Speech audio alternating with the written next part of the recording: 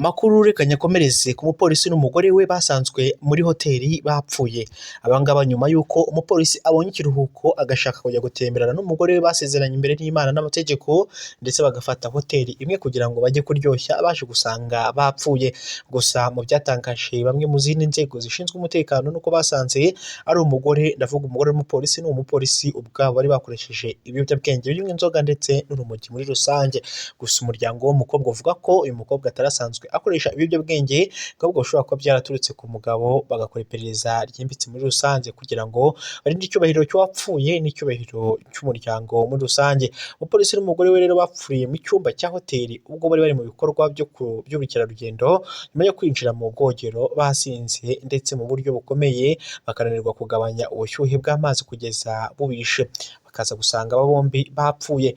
Uyu mupolisi rero hamwe n'umugore we witwa Anna Carolina, mu gihe uriya mupolisi witwa Johnson, ndetse uyu mugore yitwa Carolina Silva w'imyaka 41, yari afite inzu icuruza ibikoresho by'ubwiza busanzwe bapfiriye mu cyumba cya hoteli, ndetse bombi bahita bashiramo umwuka nk'uko bitangazwa n'ikinyamakuru cyitwa G1 Global dukesha iyi nkuru.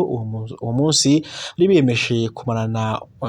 bishimiye kumarana n'umukobwa wabo wizihizaga isabukuru y'imyaka 4 yonyine y'amavuko. Ibirori banyweye inzoga rero no ku biyobyabwenge, bajya mu kabyiniro, ndetse hanyuma yo kubyina baza kujya kuruhukira mu cyumba cya hoteli isaa sita. Bamwe mu bagize umuryango wabo batangaje ko batangiye kugira impungenge nyuma y'uko batitabye telefone ndetse ntibajye no gufata umwana nk'uko bari basanzwe babikora. Polisi yaje gusanga bombi bapfiriye muri dushe ya hoteli. Amakuru y'ibanze yemeje ko iyi mpamvu y'urupfu rwari ubushyuhe bukabije bw'amazi bwari bugeze kuri degrees 50, ndetse icyumba cyarimwo n'imashini ishyushye ikaba yari yahataye ubushyuhe bwinshi, ndetse yarahateye ubushyuhe bwinshi. Ubusinzi n'ibiyobyabwenge bikaba byaratumye batagira ubushobozi bwo kumva uko ubushyuhe buri kubica buhoro buhoro. Ati Adrien Brafronza, muganga mukuru ushinzwe isuzuma ry'imirambo mu bitaro byajyanyweho, yagize ati urupfu rwabo rwatewe n'ihindagurika rikabije ry'umubiri, ndetse ryatewe n'ubushyuhe bwinshi bigatuma umubiri ushyuhirwa n'amazi ugacika intege kugeza utagishoboye gukora. Yanongeyeho ko ibisubizo bya laboratoire byagaragaje ko bombi bari bafite ibiyobyabwenge cocaine ndetse n'inzoga nyinshi cyane mu maraso. Umuyobozi wa serivisi z'ibimenyetso bya gihanga muri iki gihugu, Dr Fernando Oliva ndetse na Frosca, yabisobanuriye ibi agira ati iyo umuntu afashe ibiyobyabwenge n'inzoga byinshi icyarimwe bituma umubiri utakaza ubushobozi bwo kwirwanaho ku bushyuhe, umuntu agashiramwo umwuka ndetse atabizi.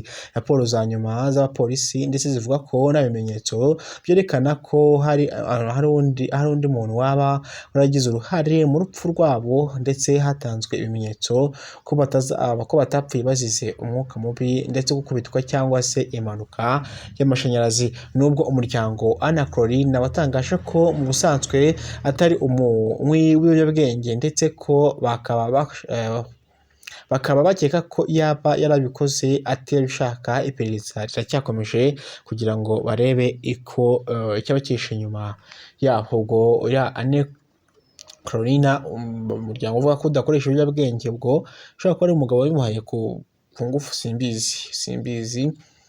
Gusa iperereza ryo riracyakorwa. Ubushinjacyaha ati Claver rifiteho uburenganzira bwose. Ya nkuru y'abana bo mu karere ka Nyanza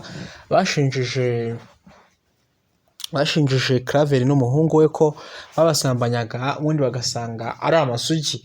Ibintu byatangaje abantu benshi ko n'umusaza w'imyaka 70 n'umwana w'imyaka 25 bamaze iminsi myinshi cyane bafunze, bakaza gusanga udushano tw'abakobwa turi amasugi, ibintu biteye ubwoba cyane. Rero ni nahangaha ngiye gusubikira aya makuru. Icyo usabwa wowe ni ugukanda buto yanditseho subscribe, kandi no kunzogera bizajya bigufasha kubona amakuru n'ibiganiro byacu bya munsi tugutegurira kandi tunakugezaho amasaha 24 ku yandi 24. Share, like na comment y'ibitekerezo byiza cyane.